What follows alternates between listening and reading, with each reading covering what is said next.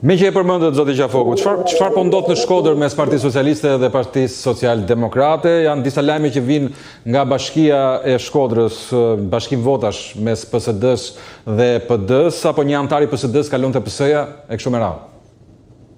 Po, ajo është në Këshillin Bashkiak. Për këtë e keni fjalën besoj. Në Këshillin Bashkiak. Patjetër, për këtë e kam.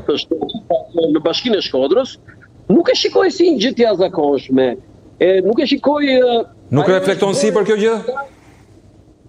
Jo, është bërë një lajm sepse ky kalim është bërë pak ditë para votimit, por Këshillat Bashkiake janë shumë specifik në krahasim me zgjedhjet e përgjithshme dhe parlamentin.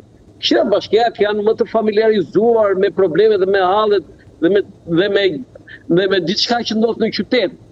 A është kjo një shenjë që një pjesë e Partisë Social-Demokrate kalon me Partinë Socialiste? Po përsëri dhe këtë nuk e shikoj në një problem dhe unë e thash dhe pak më lartë, në 12 maj nuk është hata që 1, 2 apo 3 deputet të Partisë Social-Demokrate drejtuar nga Ton Doshi të jenë pjesë e bashkëqeverisjes Partisë Socialiste. Deklaratat e zotit Rama që ne nuk na duhen partitë e tjera se kemi parë në SIIM, nuk kam për të pasur të njëjtën vlerë në 12 maj kur t'i duhet zotit Rama një deputet. Si ta mendojmë ne që vendi shkon në zgjedhje të tjera sepse Rama nuk do pranoj një vot, pra një mandat deputeti? Jo. Unë mendoj që nëse Partia Socialiste ka fituar 70 mandate dhe i duhet një mandat, nuk është një problem që t'i shtri dorën të ndoshi, tjetër që këtë mandat kaloj me neve do kesh pjesën tënde të tortës në qeverisje. Nuk i kushton, sepse po flasim për mandatin e 4, dhe Partia Socialiste nuk mund t'jetë kështu përgjithmonë Xhulia, disperatamente Xhulia, ajo ishte dëshpërmisht Xhulia, si titulli i atij filmit italian që duhet gjithçka ta ketë vet, gjithçka pra të gjithë tortën e pushtetit ta ketë vet dhe partitë e tjera të mos jenë pjesë e pushtetit. Jo. Madje unë mendoj që kjo do t'i bënte mirë edhe Partisë Socialiste, për në tepër që atë mund ta kondicionojë numrat. Megjithatë është shumë e çuditshme në fakt, pasi partitë e vogla ose tash të quajtura partitë e reja ndodhen në një sanduiç tashmë mes PD-s dhe PS-s, të paktën për sa i përket akuzave. Sondazhet i tregojnë mjaft mirë, por madje ka dhe kritika që po të ishim bashkë mund të bënin dhe atë polin e tretë me 20 deputet. Kjo 20 deputet për mendimin tim është po japim shumë partive të reja dhe të vogla, që nuk e kuptoj pse i themi të reja se po të ishim bashkë thash, po të ishim bashkë. Jo, po 20 mandate, ja. Më duket e egzageruar. 20 mandate këto partiste.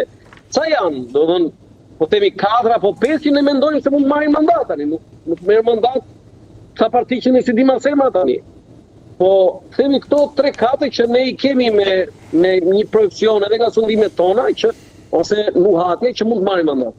Okej, një gjë e mirë do ishte që ato të ishin bashkë, por ato nuk janë bashkë. Dhe këtu fillon plakja në thojza e këtyre partive të reja.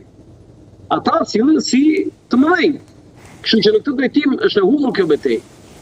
A do kemi ne pritshmëria është e madhe, pa do kemi ne të njëjtin rezultat? Unë mendoj që nëse ato parti marrin nga 1 apo 2 mandate, për këto parti do jetë një fitore shumë e madhe. Pse e them këtë? Edhe pse hapësira është bosh më bosh fare dhe kanë avantazh të jashtëzakonshëm këto partitë e reja, ato nuk e ka përcyen dot ato parti të personalizuara, parti one man, parti që nuk shkojnë më shumë sekretari dhe ne njohim vetëm kryetar. Ja një figurë të dytë që vjen Pano Soko te bashkë me ndritin që ata të dy po bëjnë një çift, po them, pra janë 2. Po partitë e tjera dhe 2 nuk mjaftojnë, po partitë e tjera një kryetari, vetëm kryetari, se vetëm ta Andri Shabani dhe Pano Soko, po nuk mjafton kjo, do të thotë nuk është zgjeruar partia, nuk është hapur me figura të reja. Partia e Zotit Lapaj kishte disa figura në fillim, kishte disa figura të personazhe në jetën publike, Edlira Çepani, ai aktori Binaj apo dhe ndonjë tjetër. Dhe sot janë, domethënë pa filluar mirë ikën. Atë këto parti janë të personalizuar dhe kjo e dëmton partinë, krijon një frym që zgjerohet, ata rrafë bën të mëdhenj. Dhe nëse ata arrin të marrin nga një mandat, për mua ata e kanë fituar betejën më të madhe të tyre. Pastaj se ç'ndodh mas këtij mandati, se me kë i bashkojnë votat, kjo është një çështje tjetër.